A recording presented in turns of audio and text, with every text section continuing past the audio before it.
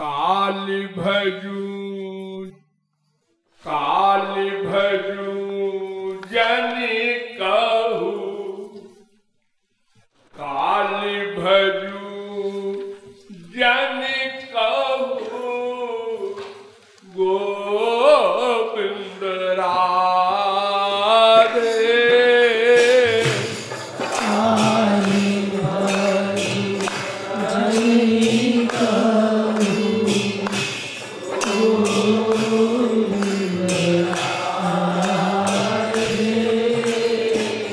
हम लोग अनादिकाल से अनंत बार मानव देह पाकर भी, अनंत बार संतों के उपदेश को समझकर भी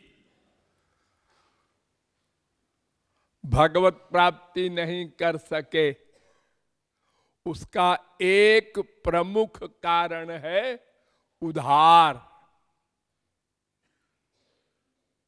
मैं जरा बीए कर लूं, एमए कर लूं, जरा ब्याह वाह हो जाए, जरा बच्चे बच्चे हो जाए, जरा बच्चे बड़े हो जाए, मर गए। कल करूंगा, कल करूंगा, कल से यही करूंगा। फिर कल आया तो कल से करूंगा। वेद कहता है न स्व स्व उपासित कोहि पुरुषस्व सो वेद। अरे कल करूंगा मत कहो, क्या पता कल आवे ना आवे। तो काली भजू जनि कहू, गोविंद राधे। काली भजू जनि कहू, गोविंद राधे। जाने काल काल को ही आवन ना दे। जाने काल काल को ही आवन ना दे। अरे आज रात में ही बिस्तर गोल हो जाए तो। एक बार युधिष्ठिर के यहाँ एक ब्राह्मण आया कुछ सोना मांगने लड़की की शादी के लिए। युधिष्ठिर ने कहा भाई इस समय मैं बहुत व्यस्त हूं राजकाज में, कल आना। वो चला गया बेचारा और युधिष्ठिर भी चले गए अपना राजकाज के लिए। राजा थे वो, महाभारत हो चुका था। भीमसेन को बहुत बुरा लगा कि भैया ने ऐसा क्यों कहा कल आना। अरे हमसे कह देते कि इसको दिला दे दो भाई, 10 तोला सोना मांग रहा है। उनको मजाक सूझा और भीमसेन ने प्राइम मिनिस्टर को बुलाया और उससे कहा खुशी मनाओ, बहुत बड़ी खुशी की बात है। उसने ऑर्डर कर दिया नीचे। अब सारे शहर में आतिशबाजी और सजावट और सब होने लगी। युधिष्ठिर ने देखा आज क्या बात है भाई, न रामनवमी है न जन्माष्टमी है, ये काहे का फंक्शन हो रहा है। उन्होंने किसी से पूछा क्यों भाई क्यों हो रहा है। उन्होंने कहा वो प्राइम मिनिस्टर का ऑर्डर है। प्राइम मिनिस्टर को फोन किया, बुलाया उसको। उसने कहा तुम क्या कर रहे हो। उन्होंने कहा सरकार आपके भाई साहब ने कहा है। मेरे भाई साहब भीमसेन? हाँ। भीमसेन को बुलाओ। बुलाया। उन्होंने कहा ये काहे का उत्सव हो रहा है रे? उन्होंने कहा भैया आपने आज काल को जीत लिया। इस खुशी में काल को जीत लिया, क्या बकबक करता है? काल को कौन जीत सकता है? काल तो भगवान का स्वरूप है।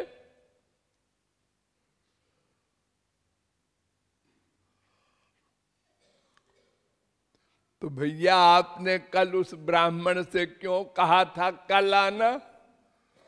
अगर रात को ही हम सब पांचों चले जाएं तो? उन्होंने कहा अरे हाँ, शरीर मोटा है, अकल पतली है इसकी। उन्होंने कहा अरे बुलाओ बुलाओ ब्राह्मण को। तो भगवत कार्य में उधार नहीं करना चाहिए, संसारी कार्य में उधार कर देना चाहिए। ये प्रिंसिपल याद कर लो। हम लोग उल्टा करते हैं, संसारी कार्य को सबसे पहले, अरे भाई ये मामला ऐसा है शादी ब्याह का, इसमें कर्जा लेकर के हमें देना है उसकी लड़की की शादी में गिफ्ट। जरा सा एक्सीडेंट हो जाए, हड्डी टूट गई, फौरन जाओ डॉक्टर के पास, ₹1 25,000 लगेगा, 50,000 लगेगा, ऑपरेशन होगा और लगाओगा, और डॉक्टर साहब जल्दी ठीक करो। तो हम लोग उल्टी खोपड़ी वाले हैं। संसार की बड़ी इंपॉर्टेंस है हमारे मस्तिष्क में। और लड़की की शादी तो 50 लाख सेठ जी खर्च कर रहे हैं। 50 लाख, इससे कौन सा लोक मिलेगा? बैकुंठ की गोलोक? ये तुम भाड़ में डाल रहे हो 50 लाख। अजी नहीं, तारीफ होगी। शान से शादी किया सेठ जी ने, ये तुम्हारी शान तुमको कहां भेजेगी? अरे जगन्नाथ जी के मंदिर में कुछ दान कर देते। अरे वहां भी किया था 100 रुपया। अच्छा, वहां 100 रुपया किया था और लड़की की शादी में 50 लाख।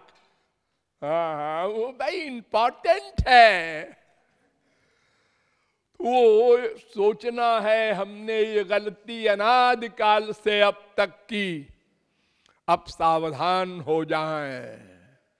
भगवान संबंधी तन मन धन तीनों की सेवा, तीनों को लगाने के विषय में उधार नहीं, संसार में उधार कर दो। रावण ने लक्ष्मण को उपदेश दिया था। राम ने कहा जब मरने लगा रावण, लक्ष्मण जाओ रावण से उपदेश लो। तो रावण ने यही उपदेश किया था कि लक्ष्मण अच्छा काम तुरंत करना और गलत काम को उधार कर देना। मैंने सोचा था स्वर्ग में सीढ़ी लगवाऊंगा। हाँ लगवा दूंगा, क्या जल्दी है, और सीता हरण जल्दी कर लिया, उस बारे में उधार नहीं किया।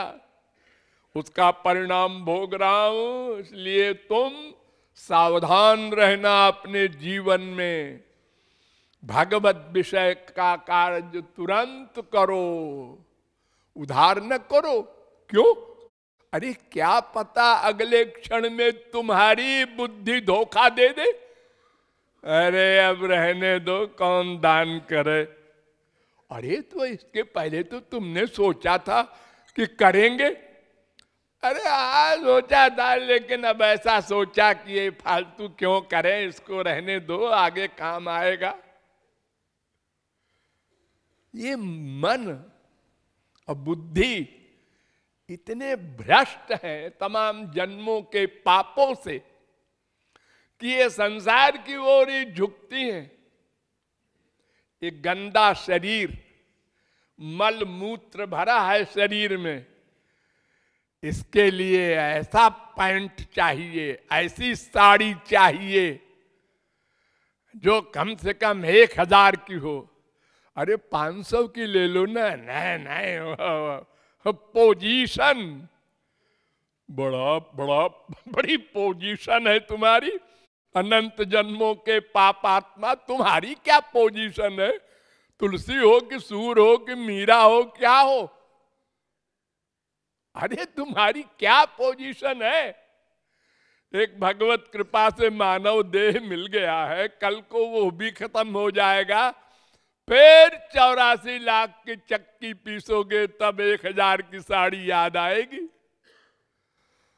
हाँ, हम लोग फालतू खर्चा करते हैं। इसी प्रकार समय भी खराब करते हैं। बातें कर रहे हैं, कीर्तन से निकले बाहर, 2 स्त्रियां 2 पुरुष,